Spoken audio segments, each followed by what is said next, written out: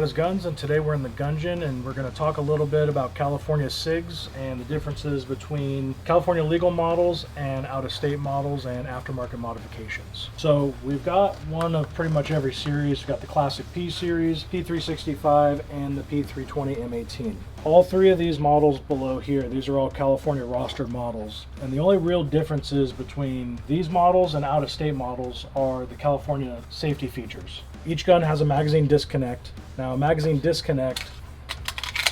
magazine disconnect is a mechanism inside that does not allow you to pull the trigger without the magazine inserted.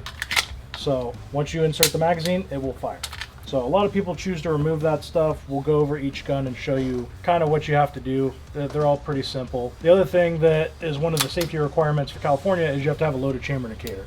So you've got this flap on the top of every model. The 365, the loaded chamber indicator is pinched between the optic or underneath the optic or the optic plate, and same thing with the 320. Each one of them has a magazine disconnect. However, they all come apart a little bit differently. Start by showing you each version and how they come apart. So the P series, you twist the slide lock out and you just hinge the locking block up out of there. Oh, gotta decock the hammer.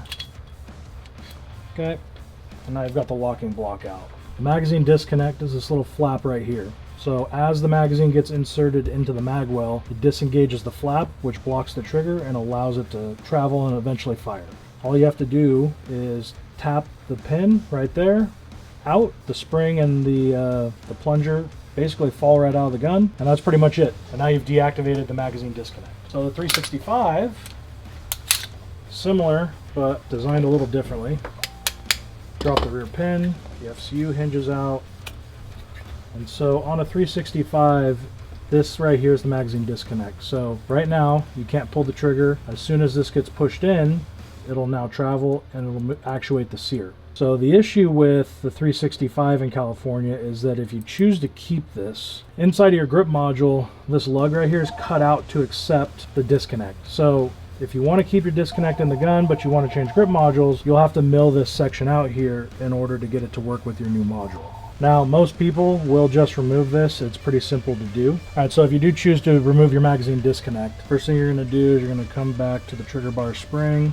We're gonna pull that out of the trigger bar. Now we can drop our slide lock. So you're gonna lift underneath the safety here.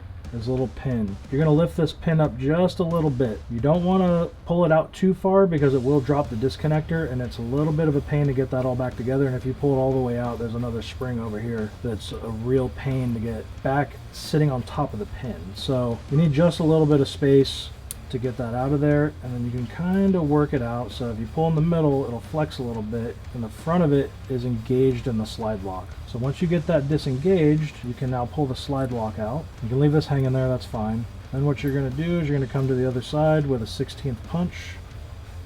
There we go, 16th punch. And that's another difference in the California version, is the end of this pin is tapered down, or neck down. So a normal 365 doesn't usually have a neck down pin. So once the pin is out, you can literally pull your punch out, move the trigger out of the way, and pull the disconnect out with the spring. All right, so going back together now, we're just gonna put our trigger pin back in. And you want this to be flush. Sometimes you gotta wiggle the trigger a little bit to get it back flush in there. Then we're gonna take this bar, move it out of the way, get our slide lock back in, and then kind of massage it back into its home, like so. Make sure you return this pin here, like so. Okay, get the trigger bar back in place. And reinstall your trigger bar spring. Okay, so now the FCU is back together. Then you put the FCU back into the module, or your other module. You know, if you have an aftermarket one, it will drop right back in there now. And now, it will fire without a magazine in the gun. So removing the disconnect's pretty easy in both of these so far. All right, so now we'll do the 320. The 320 is probably the simplest one to do. So just like the 226 here, you're gonna apply pressure to the slide lock here and twist it. And it's gonna push it out. And kind of keep twisting it and pulling, and it'll pop out. The FCU is usually a little bit tight. Now, because you have a disconnect, the trigger needs to move to come out of the FCU. So the disconnect's actually right here. It's this little flap right in there. I don't know if you can see that, but it has to move up. So you can stick your finger in there, pull it up. Now the trigger can move and it will come out of the FCU.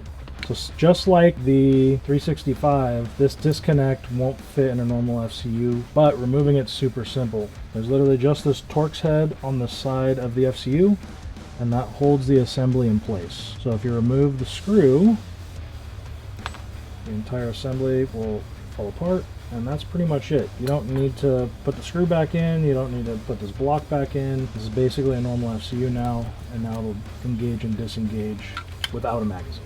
So going back together, same thing, pressure and twist.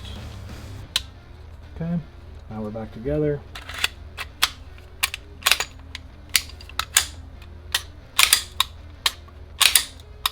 Now we'll fire without a magazine.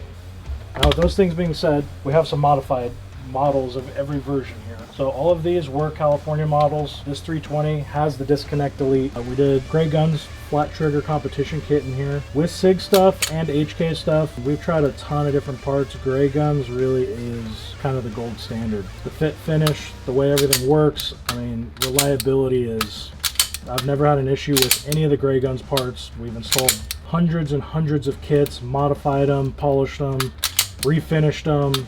Never had any issues with anything Gray Guns. There's a lot of other companies that make parts. Not that they're bad, but we have seen weird issues with almost every other company. Gray Guns is super consistent. If you choose to do a flat adjustable trigger in a 365, we've actually converted ours to a macro. We've got the Sharps frame and the Norso slide and barrel. We did this because we wanted to run an RMRCC on ours and have it kind of as a full metal gun. This is a really nice setup now. In order to run an aftermarket trigger in the 365, you have to delete the disconnect. Nobody's making a trigger yet that allows the disconnect in there. I think that Gray Guns potentially was looking at venturing into making theirs work with it, but honestly everyone just pulls the disconnects out and it doesn't really matter.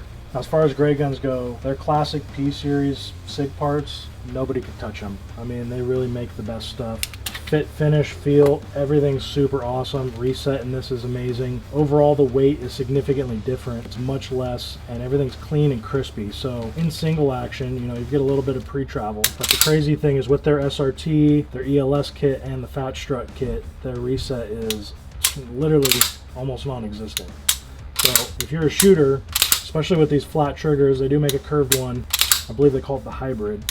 This is just a really sweet feeling trigger system, and this is the gun we actually did the 2,000 round torture test with after we cryo treated everything. It has all Gray Guns internals. We did polish everything and modify it a bit, but no trigger component failed. I mean, really overall the whole gun itself didn't fail. So if you have any questions about SIGs or HKs, Gray Guns parts, California compliance, what parts work in there, what parts don't, what needs to happen, you can always hit us up, and our information's in the description below.